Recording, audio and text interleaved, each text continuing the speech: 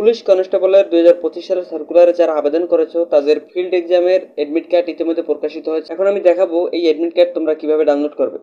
ভিডিওটি শুরু করার আগে তুমি যদি আমার চ্যানেলে নতুন হয়ে থাকো তাহলে আমার চ্যানেলটি অবশ্যই সাবস্ক্রাইব করবে। অ্যাডমিট কার্ড ডাউনলোড করার জন্য প্রথমে যে কোনো একটি ব্রাউজারে চলে যেতে হবে, কম্পিউটার অথবা মোবাইল ফোন থেকে। অ্যাড্রেস বারে সার্চ করতে হবে টিআরসি অ্যাডমিট কার্ড। এটা লিখে সার্চ করার পরে প্রথমে যে লিঙ্কটি দেখতে পাবে এটার উপরে ক্লিক করতে হবে।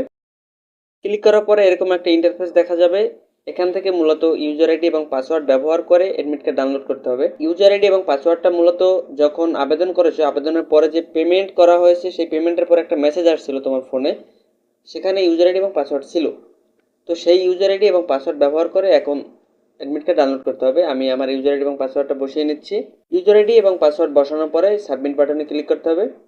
সাবমিট বাটনে ক্লিক করার পরে নিচে তোমার ছবি এবং নাম দেখা যাবে এবং তারই নিচে ডাউনলোড পিইটি কার্ড এরকম একটা বাটন থাকবে। এই বাটনে ক্লিক করে সেভ বাটনে ক্লিক করলে তোমার অ্যাডমিট কার্ডটা ডাউনলোড হয়ে যাবে।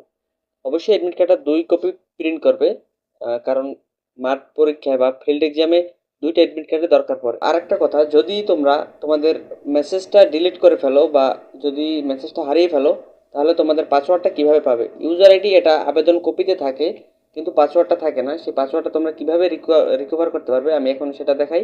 তার জন্য এখানে এই উপরে রিকভার পাসওয়ার্ড নামের এই বাটনে ক্লিক করতে হবে। এরপরে তোমার ইউজার আইডিটা এই ঘরে দিবে আবেদন কপি থেকে দেখে দেখে। এরপরে যে মোবাইল নাম্বারটা ব্যবহার করেছিলে আবেদনের সময় সেই মোবাইল নাম্বারটা এই ঘরে দিয়ে সাবমিট বাটনে ক্লিক করলেই নিচে তোমার পাসওয়ার্ডটা দেখা যাবে। আজকের ভিডিওটি এই পর্যন্ত। ভিডিওটির দ্বারা যদি সামান্য উপকার হয় তাহলে আমার ভিডিওটি একটি লাইক করবে এবং কমেন্ট করে জানাবে বুঝতে কোনো অসুবিধা আছে কিনা। যদি থাকে তাহলে আমি কমেন্টে বুঝিয়ে দেওয়ার চেষ্টা করব। তো সকলকে ধন্যবাদ দিয়ে ভিডিওটি শেষ করছি।